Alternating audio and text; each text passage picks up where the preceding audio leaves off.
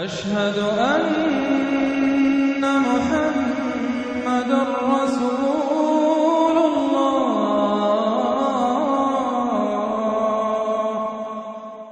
سورۃ الصاد، بسم اللہ الرحمن الرحیم. صاد والقرآن ذی الذکر.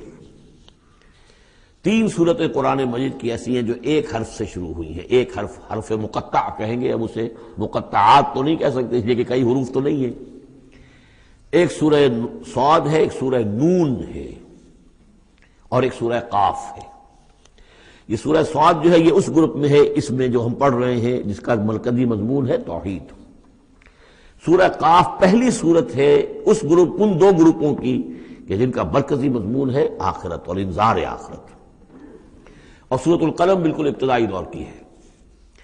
صاد والقرآن ذی الذکر، یہ بھی نوٹ کر لیجئے کہ صاد پر یہاں آیت نہیں ہے. ایک حرف جہاں آیا ہے وہ آیت نہیں ہے، البتہ دو پر حامیم، یاسین یہ آیت ہے، طٰہٰ یہ آیت ہے. لیکن کہیں کہیں تین پر بھی آیت نہیں. الف لام را آیت نہیں ہے، الف لام میم آیت ہے. تو یہ ساری چیزیں جو ہیں میں نے ابتدا میں جو تعارف قرآن پر تقریر کی تھی، یہ سب توقیفی چیزیں ہیں. یہ کسی کی اجتہاد کے نتیجے میں اور کسی گرامر کے اصول سے، کسی بیان کے اصول سے اس سے کوئی تعلق نہیں. توقیفی کا مطلب کہ حضور صلی اللہ علیہ وسلم کے بتانے پر موقوف ہے. جو آپ نے بتایا بس وہ ہے جو ہم مانیں گے. والقرآن ذی الذکر، اور قسم ہے اس قرآن کی جو ذکر والا ہے. اب ہم وہ صورتیں بھی پڑھ چکے ہیں جن میں قرآن کو الذکر کہا گیا ہے، یہاں ذی الذکر کہا گیا، ذکر والا قرآن جس میں ذکر ہے اللہ کا. فیہ ذکرکم یہ بھی ہم پڑھ چکے ہیں. لیکن الذکر انا نحن نزلنا الذکر وانا لہ لحافظون، ہم نے ہی یہ الذکر نازل کیا ہے جو دی ریمائنڈنگ، اور اس کے اندر ریمائنڈنگ ہے. یہ ریمائنڈنگ کا حامل ہے، بات ایک ہی ہے. لیکن یہ کہ اس کے بعد قسم کے بعد مقسم علیہ یہاں نہیں ہے. قسم کس چیز پر کھائی؟ قسم ہے اس قرآن کی جو ذکر والا ہے. مقسم علیہ کہاں ہے؟ بل الذین کفروا فی عزۃ و شقاق، یہ تو مقسم علیہ نہیں ہے. یہ میں آپ کو بتا چکا ہوں سورہ یاسین میں کہ جو وہاں پر آیا ہے یاسین والقرآن الحکیم انک لمن المرسلین، وہ انک لمن المرسلین، اس قسم کی تمام قسمیں جو قرآن میں آئی ہیں اس کے بعد مقسم علیہ جو ہے وہ سمجھیے کہ وہ وہی ہے کہ قرآن گواہ ہے اس پر. قرآن ثابت کر رہا ہے کہ اے محمد صلی اللہ علیہ وسلم آپ اللہ کے رسول ہیں. بل الذین کفروا فی عزۃ و شقاق، لیکن جن لوگوں نے کفر کی روش اختیار کی ہے وہ بڑی جھوٹے غرور کے اندر، جھوٹی انا ان کی ہے، اور آپ کے زدم زدہ میں اور آپ کے مقابلے میں آ کر انہوں نے موقف اختیار کر لیا ہے اپنے غرور اور زدم زدہ میں. کم اہلکنا من قبلہم من قرن فنادوا، کتنی ہی ہم نے قوموں کو اس سے پہلے ہلاک کیا ہے، پھر وہ لگے چیخنے چلانے جب عذاب الہی آیا. ولا تحین مناص، حالانکہ پھر وہ وقت گزر چکا تھا کہ جس میں کوئی خلاصی ہو سکتی. یعنی جب موت آتی ہے، موت کے آثار شروع ہو جائیں تو انفرادی توبہ کا دروازہ بند. جب عذاب کے آثار شروع ہو جائیں تو پھر قوم کی توبہ کا فائدہ نہیں. ہاں سوائے قوم یونس، الا قوم یونس، واحد ایک مثال ہے. وعجبوا ان جاءهم منذر منهم، اور ان کو بڑا تعجب ہے کہ ان کے پاس آیا ہے خبردار کرنے والا انہی میں سے. وقال الکافرون ھذا ساحر کذاب، اور یہ کافر کہتے ہیں کہ یہ ساحر ہے اور کذاب ہے. یہ دیکھ لیجئے یہ لفظ جو ہے یہ بہت ثقیل لفظ ہے، لیکن یہ قرآن مجید میں آیا ہے. اور یہ نوٹ کر لیجئے کہ اصل میں یہ چونکہ میں عرض کر چکا ہوں کہ چوتھے سال کے بعد یہ جو دو گروپ ہیں صورتوں کے، جن میں سے پہلے گروپ کی 8 صورتیں ہم پڑھ چکے ہیں اور دوسری کی 13 صورتوں میں سے اب ہم آگے آ گئے ہیں، ان میں 4 پڑھ چکے ہیں، سورہ سبا اور فاطر، یاسین اور صافات. 5ویں صورت یہ ہے صاد. یہ ہے سن 4 سے سن 8 تک کی بالعموم سوائے صافات کے. اس کو آپ نے دیکھا کہ 5 رکوعوں میں 182 آیات ہیں، وہ بالکل وہی انداز ہے، چھوٹی چھوٹی صورتیں. رکوع جو ہے 5 ہیں، 182 آیات ہیں. ایک رکوع کے اندر 53 آیات بھی ہیں ایک رکوع کے اندر اس سورہ مبارکہ میں. بہرحال تو یہ صورت جو ہے اس وقت کی ہے جبکہ وہ جو کشاکش تھی عرب میں وہ شدت اختیار کر چکی تھی، لہذا ان کا اب ان پر جو حملہ حضور پر وہ کر رہے تھے وہ بھی اب شدید ہو چکا تھا. ابتدائی دور میں صرف کہا تھا مجنون، معلوم ہوتا ہے کوئی ان کا دماغی توازن ٹھیک نہیں رہا. کسی نے ہمدردانہ بھی کہا کہ معلوم ہوتا ہے کہ کچھ، جیسے ہم بھی کبھی کہتے ہیں کہ کوئی شخص چلہ کشی کرتا تھا، کوئی خشکی چڑھ گئی ہے، کیا ہو گیا ہے، اس طرح کا معاملہ ہو گیا ہے. یہ جایا کرتے تھے، بیٹھتے تھے وہاں غار حرا میں، پتہ نہیں کوئی آسیب آ گیا ہے یا کیا ہوا ہے. تو ہمدردی کے انداز میں بھی عتبہ ابن ربیعہ نے ایک مرتبہ کہا کہ بھتیجے میرے بڑے تعلقات ہیں، بڑے عاملوں سے کاہنوں سے میں واقف ہوں، واقعتاً آپ مجھے بتائیے اگر آپ کو کوئی اس طرح کا مسئلہ ہے تو میں کسی کاہن کو اور کسی عامل کو بلا کر آپ کا علاج کراؤں۔ تو کچھ ہمدردی بھی تھی، کچھ ویسے استہزاء بھی تھا، کچھ تمسخر بھی تھا، لیکن یہ کہ وہ انداز اور تھا۔ اب جو آ کر انداز ہو گیا، انہیں یہ خطرہ ہو گیا تھا کہ یہ تو بہت شدید ہمارے لیے اب جو صورتحال ہے، یہ تو اب یہ آندھی بن گئی ہے، ہم نے سمجھا تھا مشت غبار ہی ہے، بس یہ ایک ریت کی ایک مٹھی ہے اور کچھ نہیں ہے، یہ تو ایک آندھی بن گئی، جھکڑ بن گیا، لہذا اس کا راستہ روکنا ضروری ہے۔ تو اب ان کا جو حضور پر ذاتی حملہ ہے وہ بھی سخت ہو گیا ہے۔ وقال الکافرون ھذا ساحر کذاب، انہوں نے کہا کہ یہ جادوگر ہے، جھوٹا ہے۔ اجعل الآلہۃ الہا واحدا، دیکھیے یہ ہے اصل مضمون توحید، ان صورتوں کا جو اصل مرکزی مضمون ہے، کیا اس نے تمام آلہہ کو بس ایک الہ بنا دیا، سارے الہ ختم کر دیے، بس ایک اللہ؟ ان ھذا لشیء عجاب، یہ تو بڑی عجیب بات ہے۔ وانطلق الملأ منهم ان امشوا واصبروا على آلہتکم ان ھذا لشیء یراد، بڑا نقشہ کھینچ دیا ہے جس کو ورلڈ پکچر کہتے ہیں، کہ ایسا نقشہ ہے جیسے کہ حضور کھڑے ہیں، دعوت دے رہے ہیں، اور کچھ لوگ ہیں، مجمع بھی ہے، کچھ ان کے سردار بھی ہیں، وہ سردار بھی سن رہے ہیں، اور یہ سب سن کر کہتے ہیں وانطلق الملأ، خود بھی چل پڑے وہاں سے، وانطلق الملأ منهم، اور لوگوں سے کہا امشوا، جاؤ جاؤ، کہاں کھڑے ہو، کیوں سن رہے ہو، امشوا جاؤ، واصبروا علی آلہتکم، اور جمے رہو اپنے معبودوں کے اوپر، یہ محمد کے کہنے سے اپنے کسی معبود کو ترک نہ کر دینا۔ وانطلق الملأ منهم ان امشوا واصبروا علی آلہتکم ان ھذا لشیء یراد، یہ تو کوئی خاص مقصد معلوم ہوتا ہے ان کا، ان کی نیت کچھ خراب ہے، یہ کوئی حکومت چاہتے ہیں، شاید کوئی اپنا غلبہ اور اقتدار چاہتے ہیں، یہ بات جو ہے ایسی ویسی نہیں ہے، یقیناً اس کے پیچھے کوئی بڑا مقصد ہے۔ ان ھذا لشیء یراد، جس کا ارادہ کیا گیا ہے، کوئی اسکیم ہے۔ ما سمعنا بھذا فی الملۃ الآخرہ، ہم نے تو ایسی بات سنی نہیں، ہمارا پچھلا چلا آ رہا ہے، ہمارا دین چلا آ رہا ہے، ہماری روایات ہیں، ہمارے آباء و اجداد کی باتیں ہیں جو نسل بعد نسل منتقل ہوئی ہیں، یہ بات جو آج یہ کہہ رہے ہیں وہ ہم نے تو سنی نہیں۔ ان ھذا الا الاختلاف، یہ نہیں ہے مگر گھڑی ہوئی چیز ہے، خلق کی ہوئی چیز ہے، اختلاف باب افتعال خلق سے۔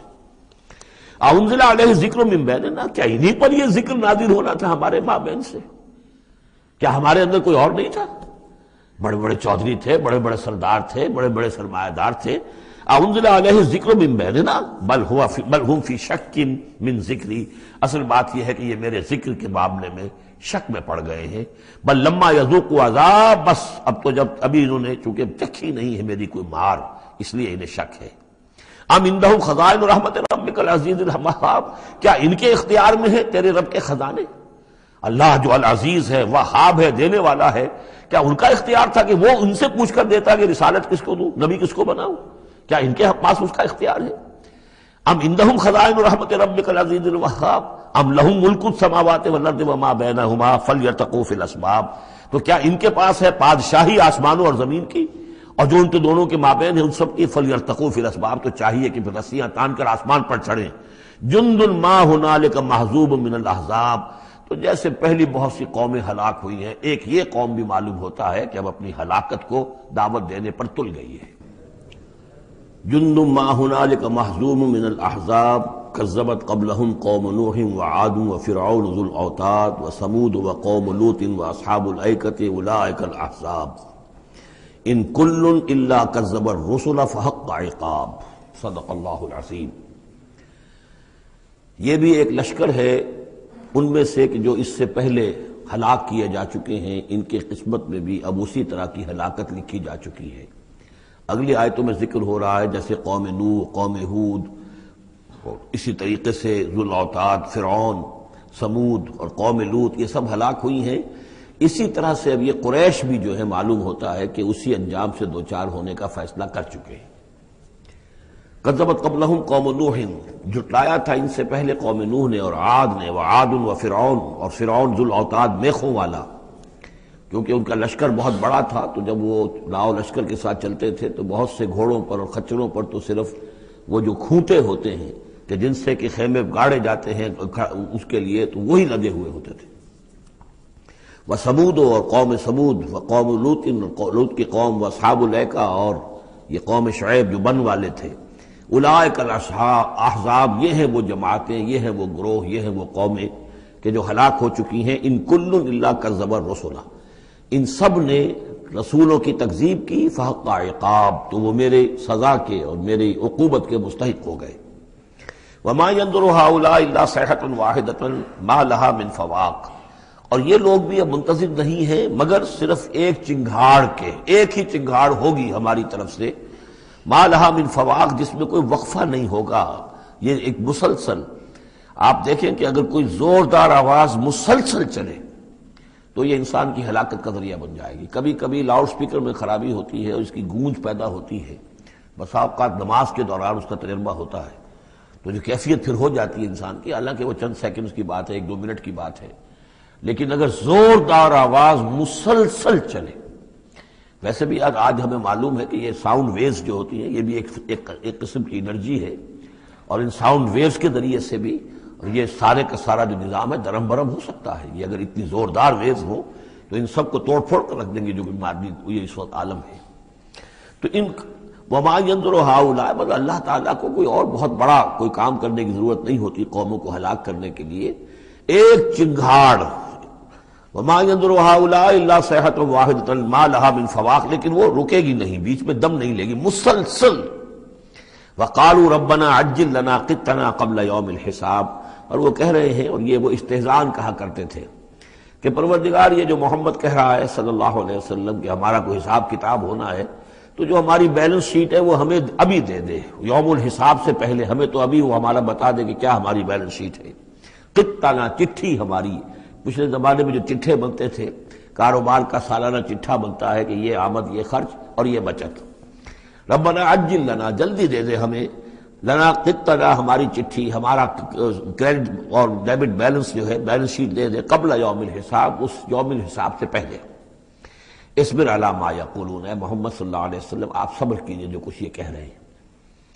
واذکر عبدنا داود، اور آپ تو ذرا تذکرہ کیجئے داود کا، ہمارے بندے داود کا، ذل اید، جو بڑی قوت والا تھا، انہ اواب، اور ساتھ ہی وہ بہت ہی رجوع کرنے والا تھا اللہ کی جناب میں۔ انا سخرنا الجبال معه، ہم نے تو اس کے ساتھ پہاڑوں کو مسخر کر دیا تھا، یسبحن بالعشی والاشراق، جو اس کے ساتھ ہی تسبیح کرتے تھے اس کی آواز میں آواز ملا کر، شام کو بھی اور صبح کے وقت بھی۔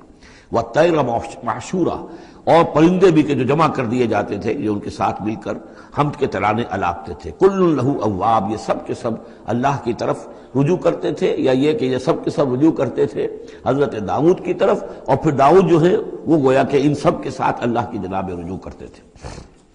وشددنا ملکہ وآتیناہ الحکمۃ وفصل الخطاب، اور ہم نے اس کی جو حکومت تھی اسے خوب مضبوط کیا تھا، اور ہم نے اسے حکمت عطا کی تھی اور فصل الخطاب بھی عطا کیا تھا، یعنی فیصلہ کن بات کہنے کی صلاحیت، ایسی بات کہی جائے جس سے کہ لوگ سب مطمئن ہو جائیں کہ ہاں یہ بات ٹھیک ہے، فیصلہ کن بات ہو، دو ٹوک ہو، اور یہ کہ سب کے لیے موجب اطمینان ہو۔ وَهَلْ أَتَاكَ نَبَأُ الْخَصْمِ، اب یہ جو 3-4 واقعات اس صورت میں آ رہے ہیں یہ مشکلات القرآن میں سے ہیں۔ اس کی وجہ یہ ہے کہ یہ ہیں واقعات، لیکن ان کی یہاں پہ صرف اشارے کنائے میں قرآن نے تذکرہ کیا ہے۔ ان کی تفصیل کے لیے اگر ہم رجوع کرتے ہیں تورات کی طرف تو وہاں ہمیں کچھ قصے ایسے ملتے ہیں کہ جو انبیاء کی شان سے پوری طرح مطابقت نہیں رکھتے، لہذا ایک بہت ہی یوں سمجھیے کہ ایک ہمارے لیے شش و پنج کا مسئلہ ہے کہ مفسرین واقعہ تو اس طرح کا ہے، معلوم ہوتا ہے کہ کہیں کوئی خطا ہوئی ہے اور ہو جاتا ہے، آخر نبی اور رسول جو ہے وہ بھی سب اللہ کے بندے تھے، اور اللہ تعالیٰ کی طرف سے خصوصی حفاظت ان کی ہوتی تھی، وہ معصوم ہوتے تھے بئی معنی، یہ نہیں کہ ان کے اندر کوئی غلطی کا رجحان ہی کبھی پیدا نہیں ہو سکتا تھا، وہ تو اگر یہ رجحان ہی پیدا نہ ہوتا تو فرشتے ہوتے، پھر وہ انسان نہ رہتے، جب تک وہ انسان تھے تو اس رجحان کے پیدا ہونے کی نفی ہم نہیں کر سکتے، لیکن یہ کہ اللہ انہیں بچا لیتا تھا، روک لیتا تھا۔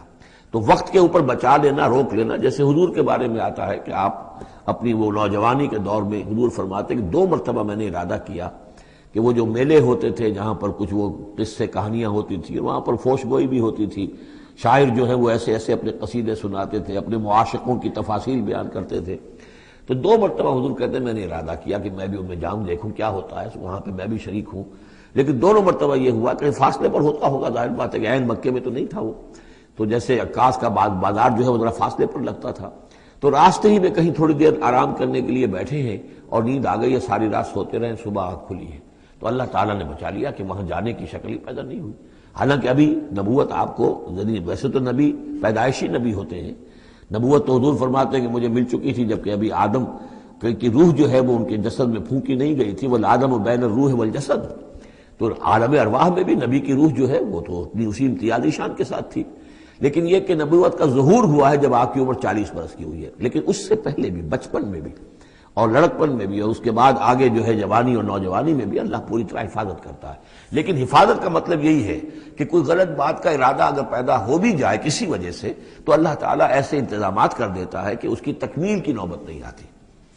اب یہ جو ایک واقعہ ہوا ہے حضرت داؤد علیہ السلام کا، اس کے پیچھے جو قصہ بیان کیا گیا ہے جو تورات میں ہے، وہ تو یہ ہے کہ ان کی بہت سی بیویاں تھیں. یہ جو تعدد ازدواج 4 کی پابندی تو حضور کی شریعت میں آ کر ہوئی ہے، ورنہ اس سے پہلے تو آپ کو معلوم ہے بادشاہ لوگ جو ہوتے تھے ان کے حرم ہوتے تھے بڑے بڑے. تو حضرت داؤد علیہ السلام کا بھی بڑا حرم تھا، بیویاں تھیں بہت سی. لیکن اسی اثنا میں انہیں کسی اور عورت کے بارے میں ان کے دل میں خیال پیدا ہو گیا، رغبت ہوئی، اس سے وہ شادی کرنے کی خواہش پیدا ہوئی، اور وہ کسی شخص کے نکاح میں تھی. اس خیال کا دل میں آنا جو ہے بس اس کے اوپر ٹوکنے کے لیے کہ تم کیا سوچ رہے ہو، یہ غلط بات سوچ رہے ہو، اللہ تعالیٰ نے ایک شکل پیدا کر دی.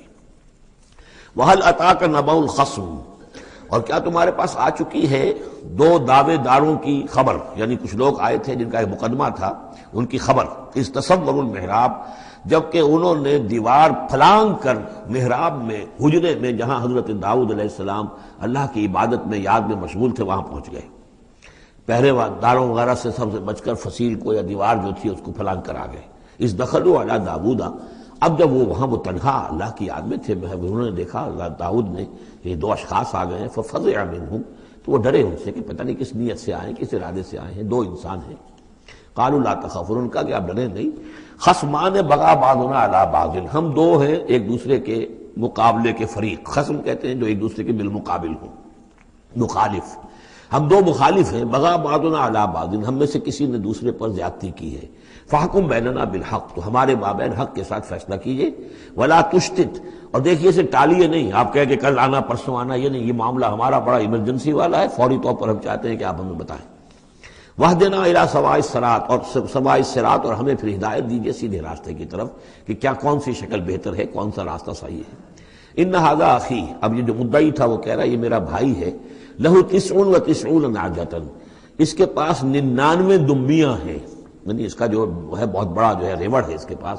ولی نعجۃ واحدہ، میری ایک ہی دمبی ہے. اصل میں اس تورات کے واقعے کو اگر ہم سمجھیں تو اس کا مطلب یہ ہے کہ ایک شخص کے پاس 99 بیویاں ہیں، میرے پاس صرف ایک بیوی ہے. فقال اکفلنیھا، اب وہ کہہ رہا ہے کہ یہ بھی مجھے دے دے. وعزنی فی الخطاب، اور اس نے مجھے دبا لیا ہے، یعنی دباؤ ڈال رہا ہے مجھ پر، پریشرائز کر رہا ہے. جو گفتگو کرتا ہے تو بڑے زوردار انداز میں کرتا ہے. قال لقد ظلمک بسؤالک، بسؤال نعجتک الی نعاجہ، حضرت داؤد نے فوراً کہا کہ یہ تو بڑی ظلم کی بات ہے، واقعتاً اس نے بہت ظلم کیا تمہارے اوپر کہ تمہاری دمبی جو ہے اب اس پر بھی اس کی نظر ہے اور وہ اس کو چاہتا ہے تم سے لے لے اور اپنی دمبیوں میں اس کو بھی شامل کر لے ریوڑ میں. وَإِنَّ كَثِيرًا مِنَ الْخُلَطَاءِ لَيَبْغِي بَعْضُهُمْ عَلَىٰ بَعْضٍ، اور یقیناً جن لوگوں کا معاملہ مشترک ہوتا ہے، قریبی رشتہ دار ہوتے ہیں، قرابت دار ہوتے ہیں، جس کو پنجابی میں شریکہ کہتے ہیں، یہ شریکے والوں میں ہوتا ہی ہے کہ ایک دوسرے پر کوئی زیادتی کر بیٹھتے ہیں. وَإِنَّ الْخُلَطَاءَ كَثِيرًا مِنَ الْخُلَطَاءِ لَيَبْغِي بَعْضُهُمْ عَلَىٰ بَعْضٍ، کوئی ایک دوسرے پر زیادتی کر بیٹھتے ہیں. إِلَّا الَّذِينَ آمَنُوا وَعَمِلُوا الصَّالِحَاتِ، سوائے ان کے کہ جو صاحب ایمان ہوں اور نیک عمل والے ہوں. وَقَلِيلٌ مَّا هُمْ، اور ایسے لوگ بہرحال کم ہوتے ہیں، زیادہ تعداد میں نہیں ہوتے. وَظَنَّ دَاوُودُ أَنَّمَا فَتَنَّاهُ، اس پر اچانک خیال آیا داؤد کو کہ یہ تو اصل میں سارا معاملہ جو ہے اللہ تعالیٰ نے مجھے آزمایا ہے. اللہ تعالیٰ نے در حقیقت مجھے متنبع کرنے کے لیے یہ ساری صورتحال جو پیدا فرمائی ہے. انہیں اپنے اس خیال کے اوپر پھر جو تنبع ہوا، فاستغفر ربہ، تو انہوں نے استغفار کیا اپنے رب سے. وخر راکعا واناب، اور وہ گر پڑے سجدے کے اندر، رکوع کہہ دیجئے، سجدہ کہہ دیجئے. راکعا، گر پڑا جھک کر، اور رجوع ہوا، اس نے اللہ تعالیٰ کی طرف اپنے آپ کو پوری طریقے سے متوجہ کر لیا. یہ آیت سجدہ ہے.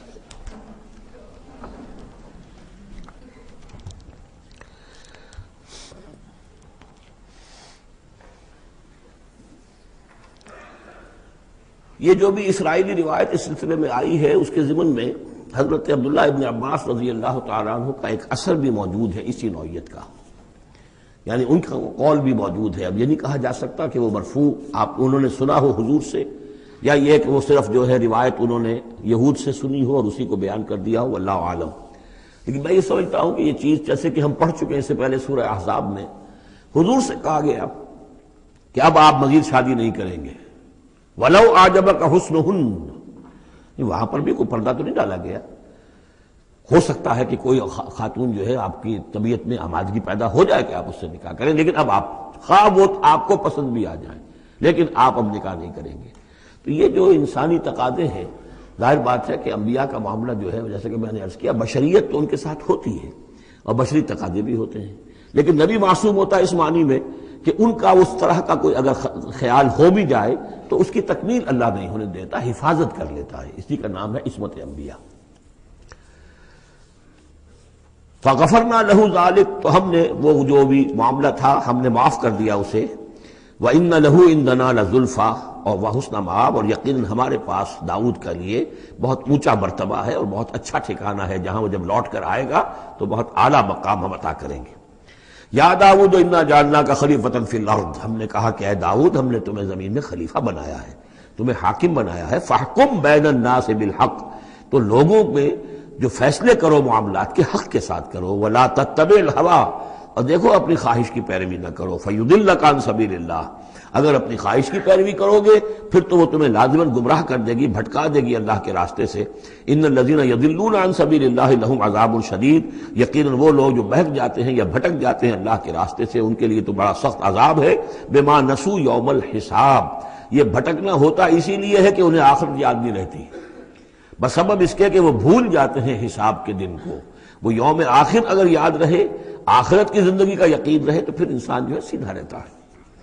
وما خلقنا السماء والارض وما بینہما باطلا، اور ہم نے جو کچھ کے آسمانوں میں زمین میں ہے اور جو کچھ ان کے مابین ہے اسے بیکار پیدا نہیں کیا۔ اب یہ وہی لفظ آ گیا ہے دوبارہ جو سورہ آل عمران میں تھا، ربنا ما خلقت ھذا باطلا سبحانک فقنا عذاب النار۔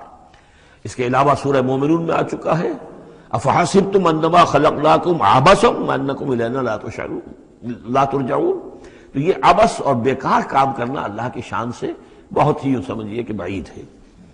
ذالک ظن الذین کفروا، یہ گمان تو ان لوگوں کا ہے جنہوں نے کفر کیا ہے۔ فویل للذین کفروا من النار، تو ہلاکت اور بربادی اور تباہی ہے ان کافروں کے لیے آگ کی۔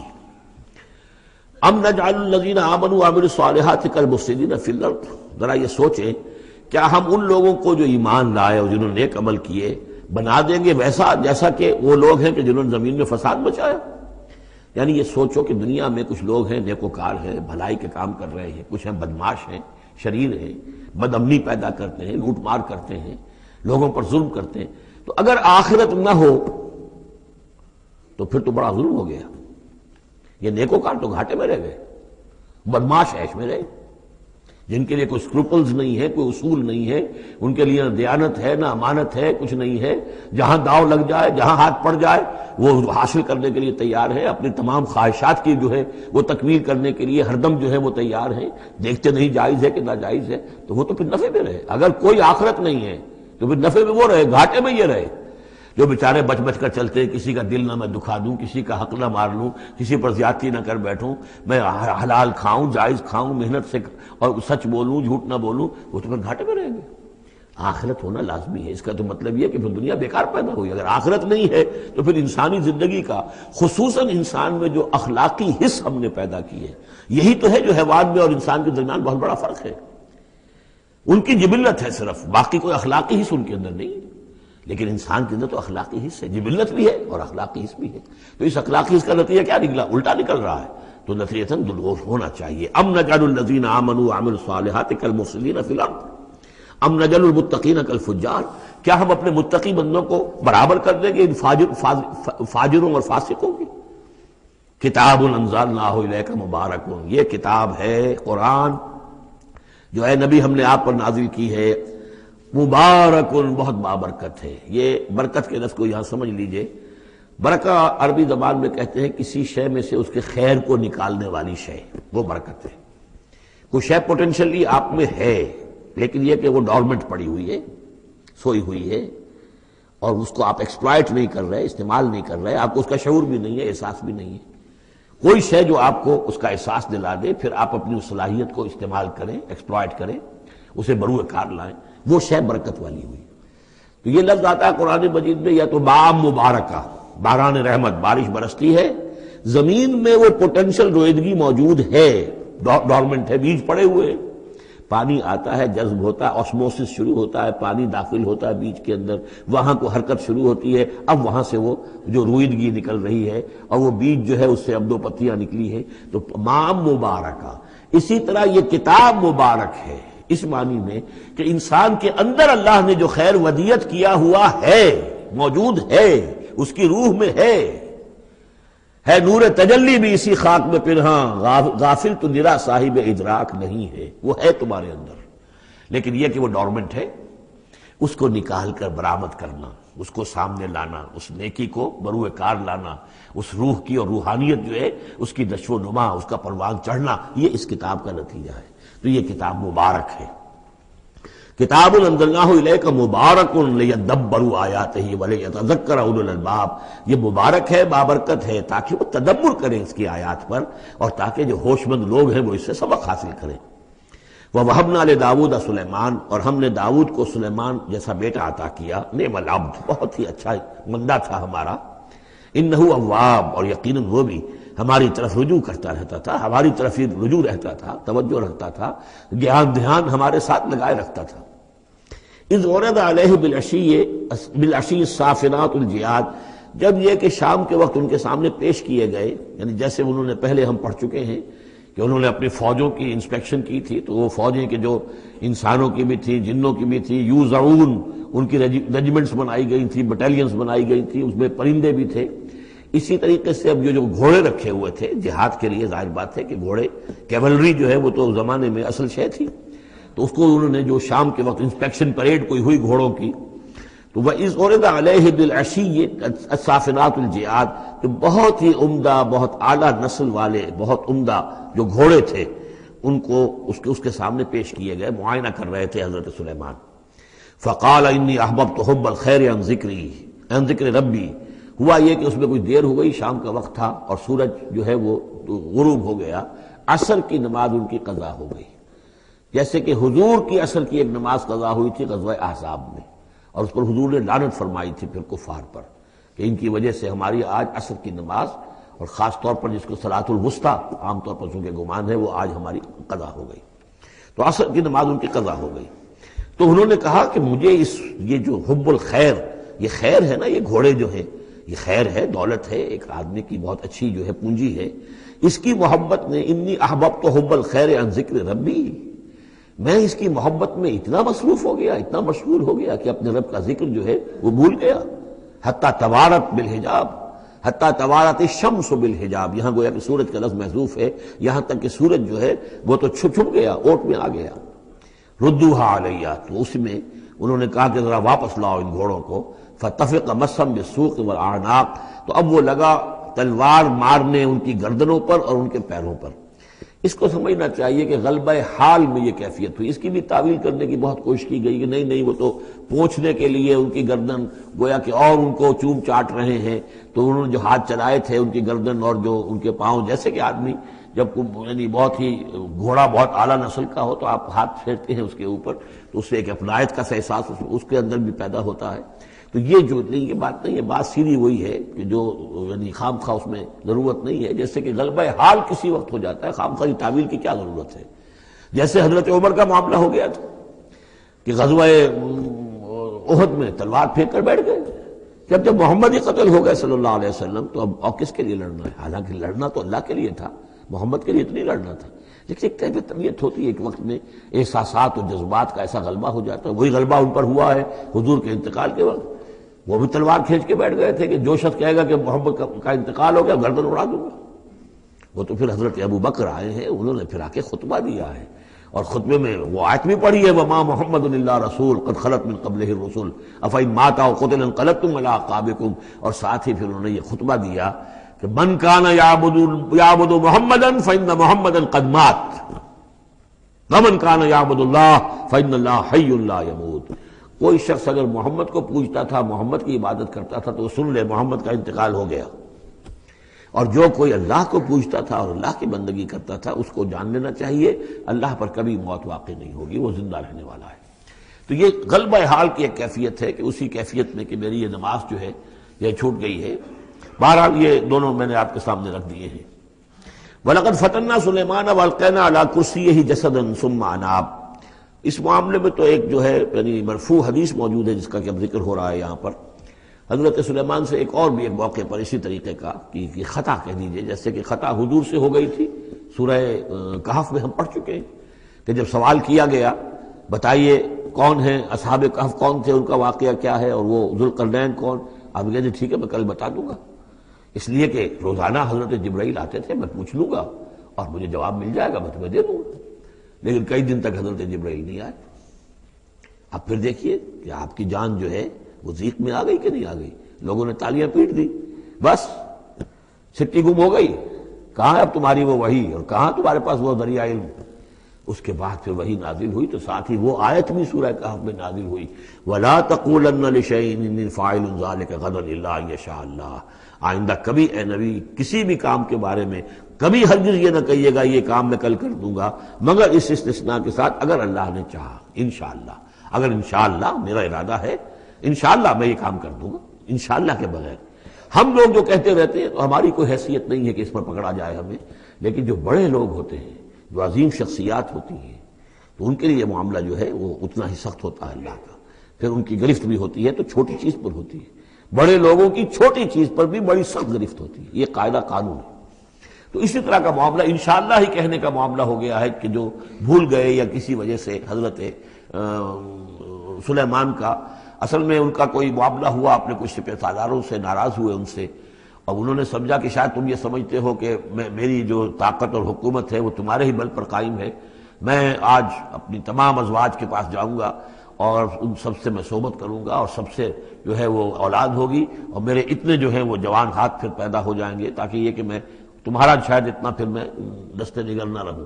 اس طرح سے انہوں نے کچھ کہا اور ساری اس ایک رات میں اپنی تمام بیویوں کے ساتھ انہوں نے صحبت کی، لیکن یہ کسی بیوی کو حمل نہیں ہوا، ایک کو ہوا تو اس کا بھی کوئی بچہ جو ہے ادھورا سا، وہ 7 ماسا ہوگا 6 ماسا ہوگا، وہ پیدا ہوا، دائی نے لا کر ان کے تخت پر رکھ دیا، اور شاید اس کا چرچا بھی ہو گیا تھا کہ انہوں نے یہ بات کہی تھی، تو اب پورے گویا کے درباریوں میں بھی اس کی شہرت تھی کہ دیکھیں اب کیا ہوتا ہے ان کے ساتھ، تو اس معاملے میں انہیں کچھ سبکی اٹھانی پڑی، وہ ہے وہ واقعہ جو یہاں بیان ہو رہا ہے۔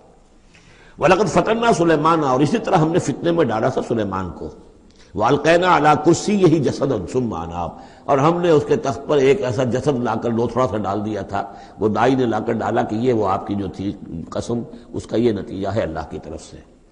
لیکن یہ کہ بہرحال انہوں نے اس پر بھی توبہ کی، بلکہ یہاں تک روایت میں آتا ہے کہ فرشتے نے یاد بھی دلانے کی کوشش کی انہیں کہ انشاءاللہ کہیے، لیکن کیا اس وقت کیا کیفیت تھی ان کی جذباتی کہ انہوں نے وہ بات نہیں کہی، اور اس پر پھر اللہ تعالیٰ نے گویا کہ تنبیہ کرنا ضروری سمجھا۔ قال رب اغفر لی وہب لی ملکا، اب اس پر انہوں نے اللہ سے اناب رجوع کیا اور دعا کی پروردگار مجھے معاف فرما دے میری خطا، وہب لی ملکا لا ينبغی لأحد من بعدی، اور مجھے ایسی حکومت عطا فرما تیرا جو مجھ پر کرم ہے اور میرے والد پر جو کرم تو نے کیا، جو ہم دونوں پر احسانات کیے ہیں، یہ دعا ہم پڑھ چکے ہیں، رب اعوذنی ان اشکر نعمتک التی انعمت علی وعلی والدی وان اعمل صالحا، یہ حضرت سلیمان کی دعا پہلے آ چکی ہے۔ وَهَبْ لِي مُلْكًا لَا يَنبَغِي لِأَحَدٍ مِّن بَعْدِي، مجھے ایسی حکومت عطا فرما کہ جو میرے بعد کسی اور کے لیے ممکن نہ ہو۔ اور یہ واقعہ ہے کہ ان کی جو حکومت تھی وہ جنات پر بھی تھی، ان کی حکومت ہوا پر بھی تھی، ان کا قانون پرندوں پر بھی چل رہا ہے، اس اعتبار سے واقعتاً یہ مثالی ہے ایک معاملہ، لا ينبغی لأحد من بعدی، میرے بعد پھر کسی اور کو اس طرح کی حکومت نہ ملے، تو اس طرح کی حکومت پھر اللہ تعالیٰ نے کسی اور کو نہیں دی۔ اللہ نے ان کی اس دعا کو قبول فرمایا، انک انت الوہاب، یقیناً تو ہی ہے دینے والا عطا کرنے والا۔ فسخرنا له الریح تجری بامرہ رخاء حیث اصاب، تو ہم نے ہوا کو بھی اس کے لیے مسخر کر دیا، اس کے حکم پر وہ چلتی تھی، اس کے حکم سے چلتی تھی بڑی ہی نرمی اور آہستگی کے ساتھ جہاں بھی وہ پہنچنا چاہتا تھا، یعنی ہوا کی ڈائریکشن بھی ان کے اختیار میں، اور وہ ہوا جو ہے پھر ان کے سفینوں کو لے کر سمندروں کے اندر بھی جدھر وہ جانا چاہتے تھے وہ آرام کے ساتھ لے کر جاتی تھی۔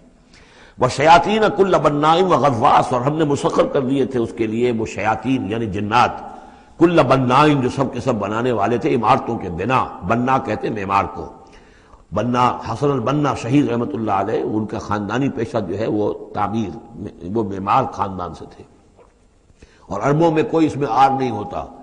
آپ سعودی عرب میں جائیں گے سقا، اب وہاں پہ کوئی صاحب ہوں گے جن کے جد امجد جو ہے وہ حرم کے اندر کہیں پانی پلاتے تھے لوگوں کو، ساقی کے کام کر سقا، وہ اپنے نام کے ساتھ سقا لکھتے، انہیں کوئی وہ نہیں. خباز نان بھائی خاندان چلا رہا ہے، خبازوں کا خاندان ہے، نان بھائی ہے.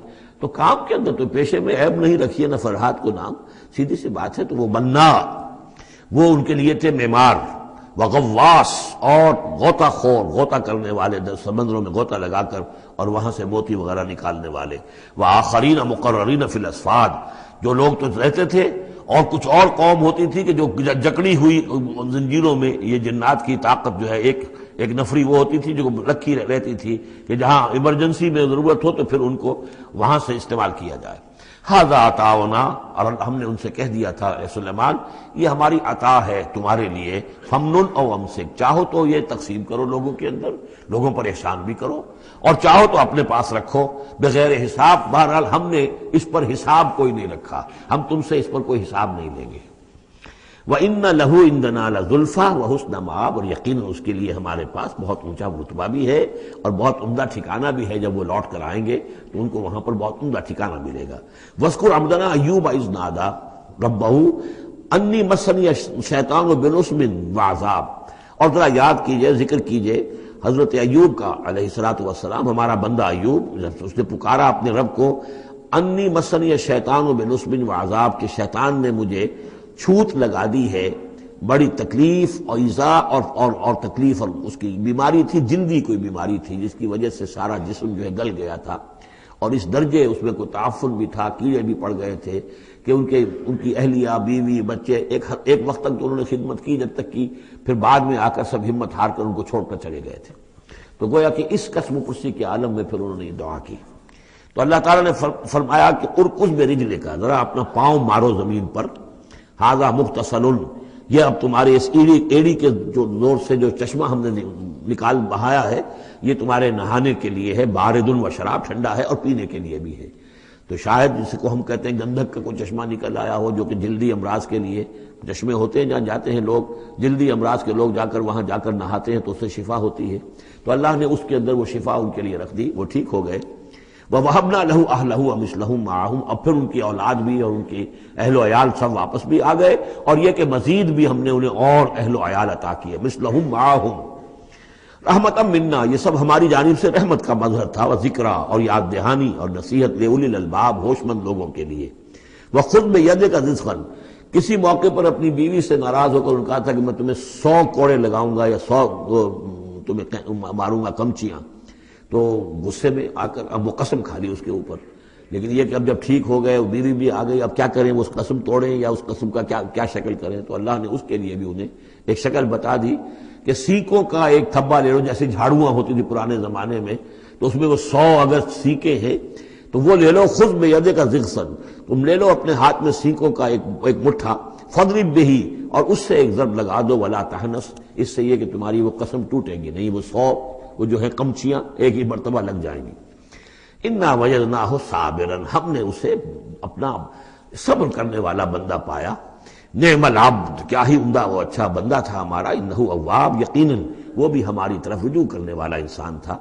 واذکر عبادنا ابراہیم واسحاق ویعقوب اولی الایدی والابصار، اور تذکرہ فرمائیے ہمارے بندوں ابراہیم کا اور اسحاق کا اور یعقوب کا، وہ بھی تھے بڑے ہاتھوں والے، یعنی بڑے ان کے یعنی قوتوں والے، والابصار، اور آنکھوں والے، مشاہدہ بھی، غور و فکر بھی، ہاتھوں والے بھی، طاقت والے بھی.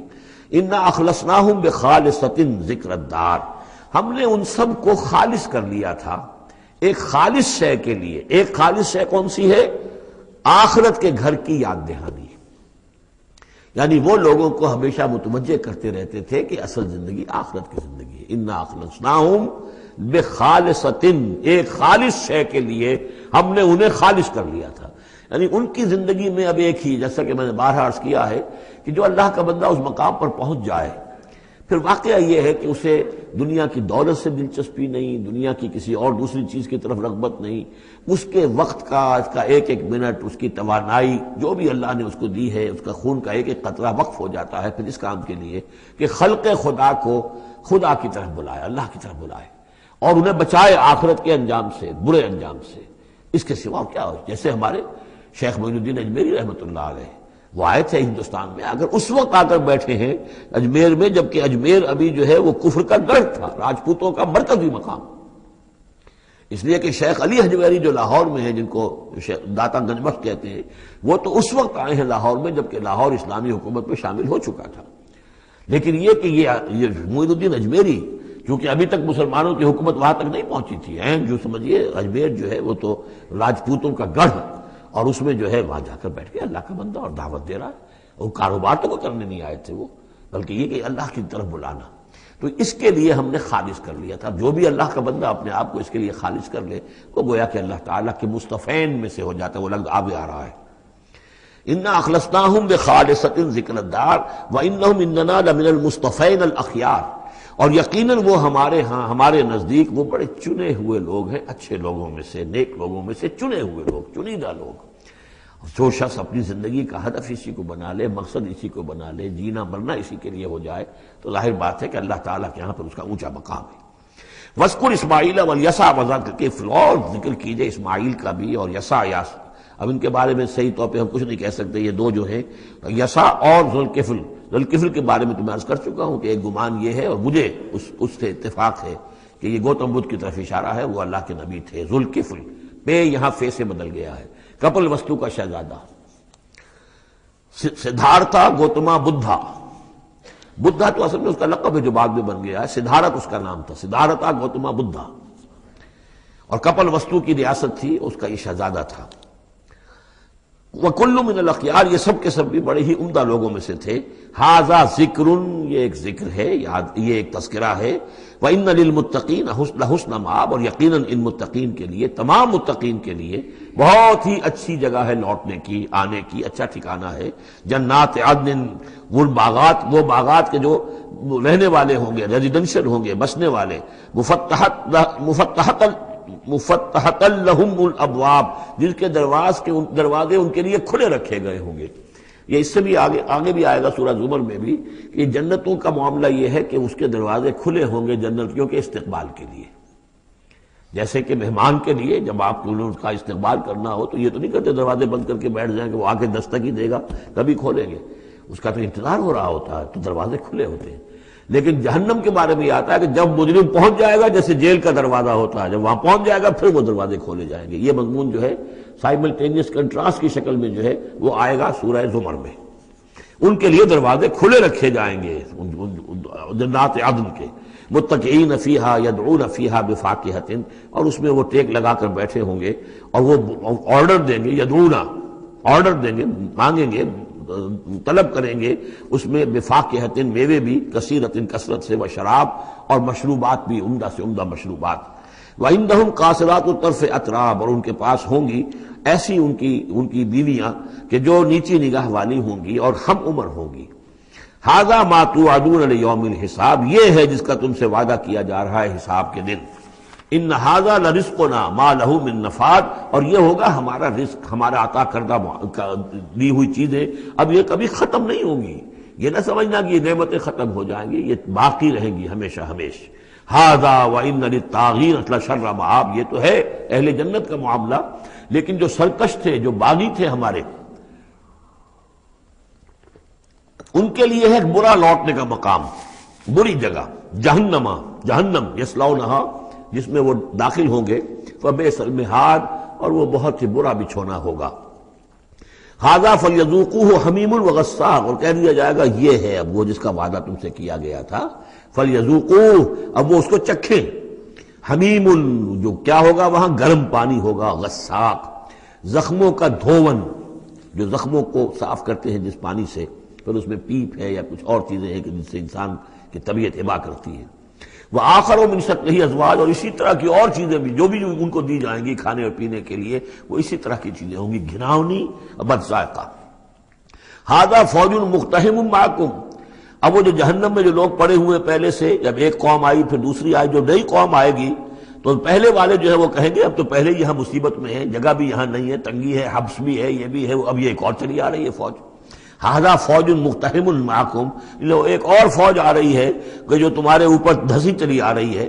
لا مرحبا بہم، ان کے لیے کوئی کشادگی نہ ہو، کوئی مرحبا نہیں ان کے لیے. مرحبا یہ ان کے کہنے کا ایک وہ تھا، گریٹنگ کا مرحبا، مرحبا یعنی آئیے آئیے، آپ کے لیے کشادگی ہے، ہر جگہ آپ کے لیے یہاں سہولت ہے.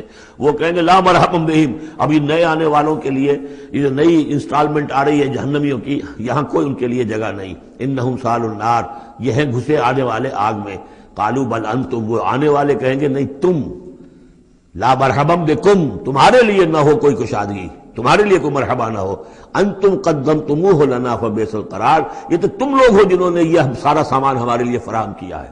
تم ہم سے پہلی نسل ہو، تم نے وہ سارے جو ہے غلط طور طریقے ایجاد کیے تھے، تم نے وہ عقائد جو ہے وہ ہمیں سکھائے تھے. ہم تو تمہارے کرتوتوں کی وجہ سے، تمہاری پیروی کرنے کی وجہ سے یہاں تمہارے اس جہنم میں آئے ہیں. بل انتم قدمتموہ لنا فبئس القرار، تو یہ بہت ہی بری جگہ ہے رہنے کی، ٹھہرنے کی. قالوا ربنا من قدم لنا هذا فزده عذابا ضعفا في النار، اور وہ کہیں گے پروردگار جن لوگوں نے ہمارے لیے یہ چیزیں کی اور ہمیں ان راستوں پر ڈالا، اور ان کو تو اور عذاب دے، اضافہ کر ان کے عذاب میں، ضعفا دگنا عذاب آگ کا. وقالوا ما لنا لا نرى رجالا كنا نعدهم من الاشرار، وہ کہیں گے یہ کیا بات ہے، ہم یہاں آپ لوگوں کے ساتھ کچھ لوگ تھے جنہیں ہم سمجھتے تھے بڑے گھٹیا لوگ، ان کی کوئی حیثیت نہیں تھی، کمی کاری لوگ تھے، وہ محمد پر ایمان لے آئے تھے صلی اللہ علیہ وسلم، وہ ہم تو ان کو استہزائی کرتے رہے. وہ یہاں نظر نہیں آ رہے آپ کے پاس، ظاہر بات ہے وہ تو جنت میں گئے، وہ یہاں تھوڑا ہی ہوں گے. تو وما لنا لا نرى رجالا، اور کیا ہوا ہے کہ ہم نہیں دیکھ رہے ان لوگوں کو، وہ یہاں نظر نہیں آ رہے کہ جن کو ہم کنا نعدهم من الاشرار، جنہیں ہم برے لوگ سمجھتے تھے. اتخذناہم سخریا، کیا ہم نے ان کو صرف ایسے ہی جو ہے ایک یعنی ہنسی ٹھٹا بنا لیا تھا. ام زاغت عنہم الابصار، یا ہماری نگاہیں جو ہیں ان سے کج ہو گئی ہیں، دیکھ نہیں پا رہی ہیں، ہم انہیں دیکھ نہیں پا رہے، ہماری نگاہیں جو ہیں ان سے چوک رہی ہیں. ان ذالک لحق تخاصم اہل النار، تمہیں یقین رکھنا چاہیے کہ یہ سب کچھ جو ہم بیان کر رہے ہیں حق ہے. یہی جھگڑا اور یہی جو ہے ان جہنمیوں کے مابین یہی تکرار ہوگی. قل انما انا منذر، کہہ دیجئے نبی کہ میں تو بس ایک منذر ہوں، خبردار کرنے والا. وما من الہ الا اللہ الواحد القہار، نہیں ہے کوئی الہ معبود سوائے ایک اللہ کے جو الواحد ہے، اکیلا ہے اور قہار ہے، پوری طرح چھایا ہوا ہے.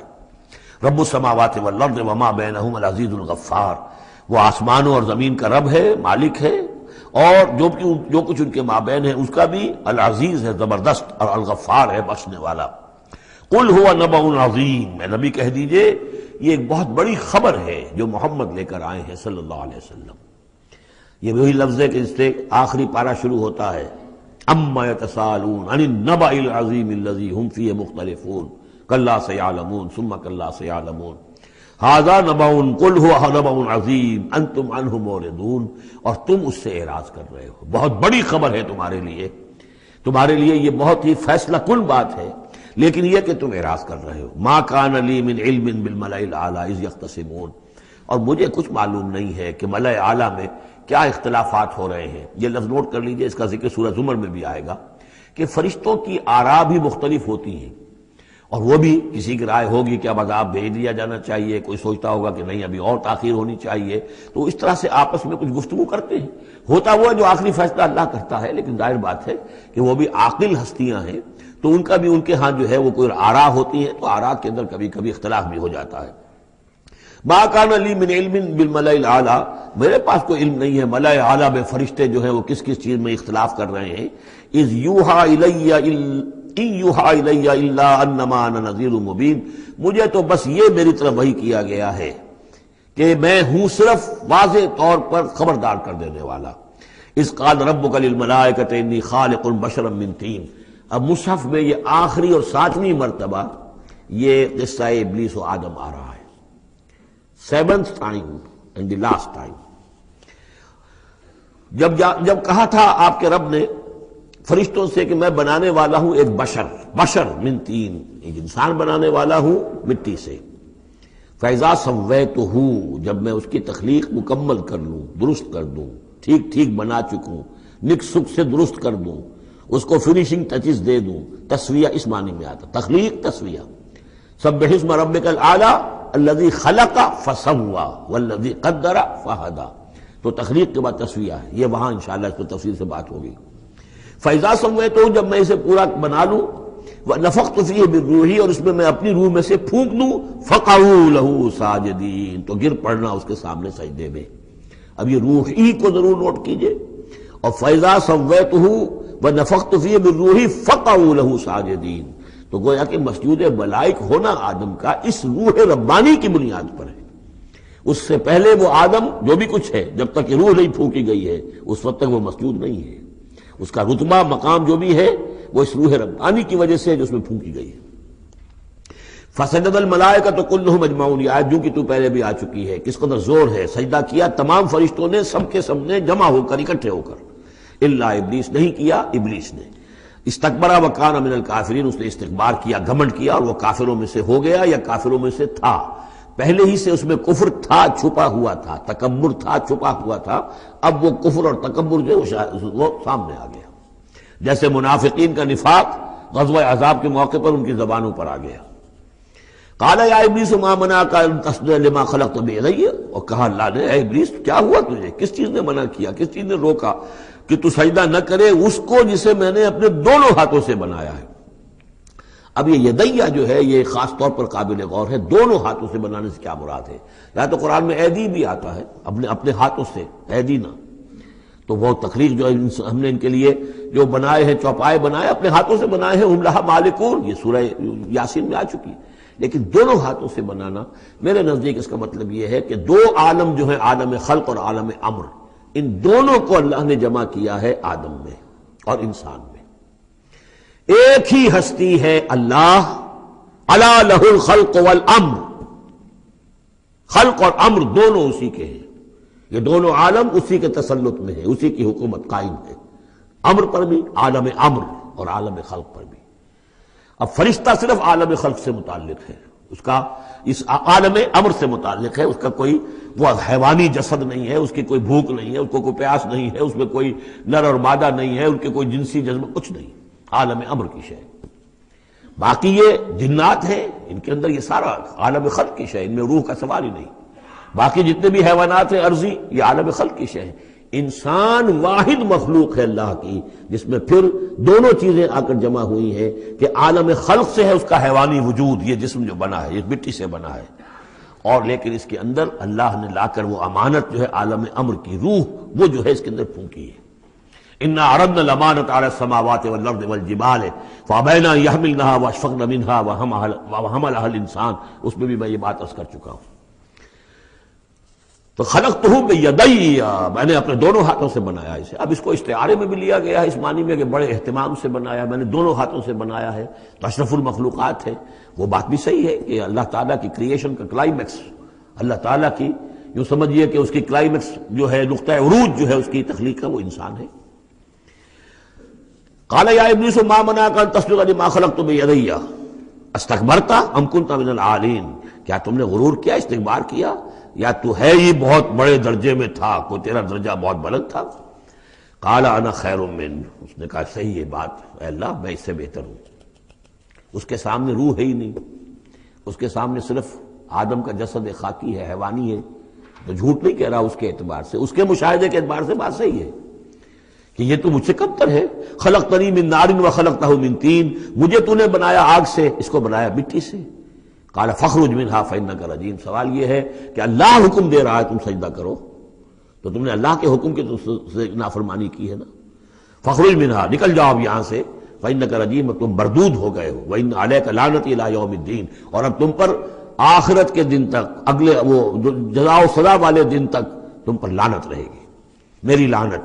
قال رب فانظرنی الی یوم یبعثون، اس نے کہا کہ پروردگار پھر مجھے ذرا مہلت دے اس دن تک جب کہ یہ دوبارہ اٹھائے جائیں گے، آدم اور اس کی نسل پوری کی پوری۔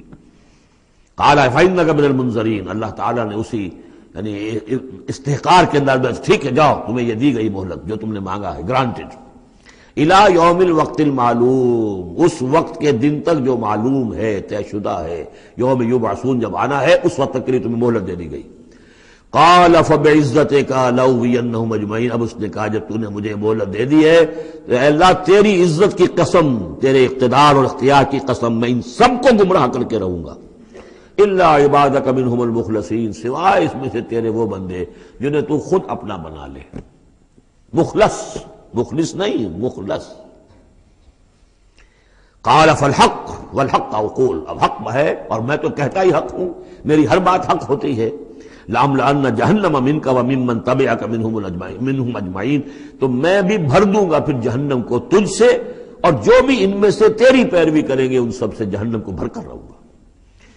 قُلْ مَا أَسْأَلُكُمْ عَلَيْهِ مِنْ أَجْرٍ، اب یہ بات بتا کے اب حضور سے کہا جا رہا ہے نبی کہیے میں نے تم سے اس پر کوئی اجرت تو نہیں مانگی، میں تمہیں یہ خبریں سنا رہا ہوں، غیب کی وحی جو مجھے آ رہی ہے وہ سنا رہا ہوں، ازل کے جو واقعات ہیں جو اس وقت ہوئے تھے وہ باتیں بتا رہا ہوں، تو میں نے تو اس پر کوئی تم سے اجرت نہیں مانگی، تم سے کوئی انعام طلب نہیں کیا۔ قُلْ مَا أَسْأَلُكُمْ عَلَيْهِ مِنْ أَجْرٍ وَمَا أَنَا مِنَ الْمُتَكَلِّفِينَ، اور یہ بھی تم جانتے ہو، اچھی طرح جانتے ہو، قَدْ لَبِثْتُ فِيكُمْ عُمُرًا، میں تمہارے مابین ایک عمر گزار چکا، میں متکلف نہیں ہوں۔ متکلف کون ہے؟ تکلف کرنے والا۔ اب تکلف ہر اعتبار سے ہوتا ہے، ایک جیسے ہم جسے کہتے ہیں ایک شاعر ہوتا ہے فطری شاعر، اور ایک متشاعر ہوتا ہے۔ وہ شاعر فطری نہیں ہوتا، وہ بڑی محنت کرتا ہے، جوڑ توڑ کے کچھ سیکھتا ہے، عروض سیکھتا ہے، یہ سیکھتا ہے، کوئی الفاظ کا ذخیرہ جو ہے جوڑتا ہے، پھر وہ کچھ شعر کہتا ہے، وہ تکلف کے ساتھ شعر کہنا۔ ایک ہے جسے آپ کہتے ہیں آمد، اور ایک وہ ہے کہ آورد، بڑی محنت سے مشقت سے کوئی آپ نے کمپوز کیا ہے۔ تو میری زندگی میں تم نے تکلف کا کوئی شائبہ دیکھا ہی نہیں آج تک، سادہ زندگی۔ خاص طور پر یہ کہ کبھی میں نے شعر کہنے کی کوشش کی ہو، کبھی میں نے کوئی خود خطیب بننے کی کوشش کی ہو، اس کی کوئی مشق کی ہو، ما انا من المتکلفین، میں کوئی بنانے والا اور تکلف کرنے والا اور تصنع کرنے والا نہیں ہوں۔ ان ہوا الا ذکر للعالمین، نہیں ہے یہ مگر یاد دہانی اور نصیحت تمام جہان والوں کے لیے۔ وَلَتَعْلَمُنَّ نَبَأَهُ بَعْدَ حِینٍ، اور اس کی جو خبر ہے، جو اس کا نتیجہ نکلنے والا ہے، جیسے سورۃ الطارق میں فرمایا انہ لقول فصل وما هو بالهزل، یہ فیصلہ کل بات بن کر آیا ہے قرآن۔ اب جو فیصلہ، جیسے کہ ہم سورہ بنی اسرائیل میں پڑھ چکے ہیں، وبالحق انزلناہ وبالحق نزل، ہم نے حق کے ساتھ نازل کیا اور حق کے ساتھ یہ نازل ہوا ہے۔ اب فیصلہ ہوگا، اسی کی ترازو میں قوموں کی تقدیریں تلیں گی اور فیصلے ہوں گے۔ جیسے کہ حدیث ہے حضرت عمر بن الخطاب سے رضی اللہ تعالی عنہ کہ حضور نے فرمایا ان اللہ یرفع بہذا الکتاب اقواما ویضع بہ آخرین، اللہ تعالیٰ اسی کتاب کی بدولت قوموں کو عروج پر پہنچائے گا اور اسی کو ترک کرنے کی وجہ سے قعر مذلت میں گرا دے گا۔ تو فرمایا ولا تعلمن نبأہ بعد حین، کچھ دیر کے بعد اس کی اصل خبر ان کو پہنچ جائے گی کہ اس کا نتیجہ کیا نکلتا ہے۔